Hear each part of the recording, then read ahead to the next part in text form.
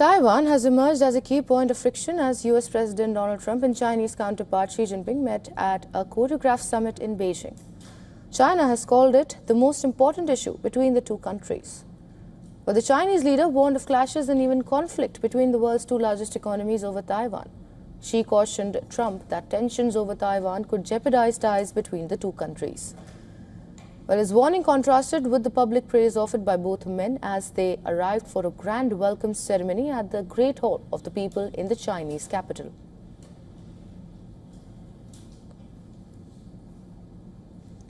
The White House described the meeting between Trump and Xi as good, but did not mention the specifics of any discussions between the two leaders on Taiwan.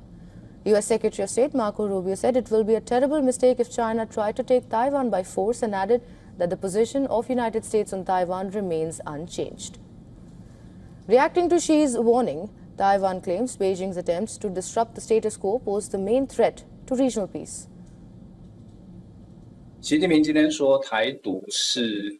Xi Jinping stated today that Taiwan independence is the greatest risk to peace in the Taiwan Strait. The true risk to peace in the Taiwan Strait currently lies in the Chinese Communist Party's attempts to disrupt this status quo and undermine the continued existence of the Republic of China. Taiwan is a self-governing island that China claims as its own territory. Beijing has never renounced the use of force to unify Taiwan with the Chinese mainland.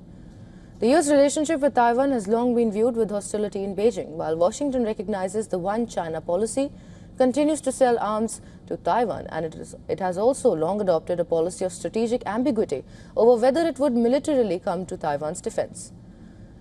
Arms sales has been at the core of US-Taiwan ties. According to the Stockholm International Peace Research Institute, 77% of major conventional arms imported by Taiwan between the years 1979 to 2020 were of US origin. By the end of his first term in 2020, Trump had notified Congress of over $18 billion in foreign military sales to Taiwan.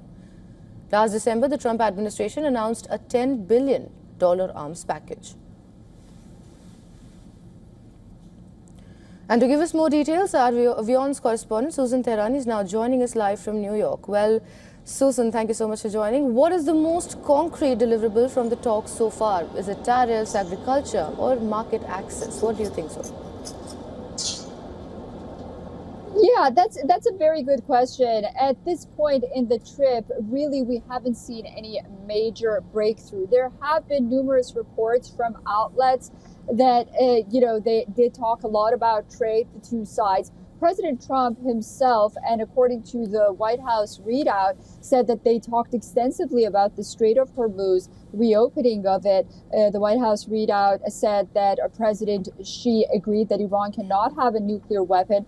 The president also, in an interview with Fox News, that the entirety is going to be aired very soon, but some experts of it said that Xi told him that if he can help regarding the conflict in Iran and the Strait of Hormuz, that he's more than happy to do that. There's another interview by Marco Rubio who said that we are not asking China for help regarding the Strait of Hormuz. However, it's hard to imagine, of course, that Washington would bypass that offer that allegedly has come from Xi Jinping. So we're learning more about that. There may be some reports about trade ties between the two sides, about Boeing airplanes, American beef, that there may be some announcements regarding that, but to call it a deliverable at this point may be premature. So it appears that the two sides have talked about a wide range of issues. They have agreed that they have to keep the line of communications open between the two sides.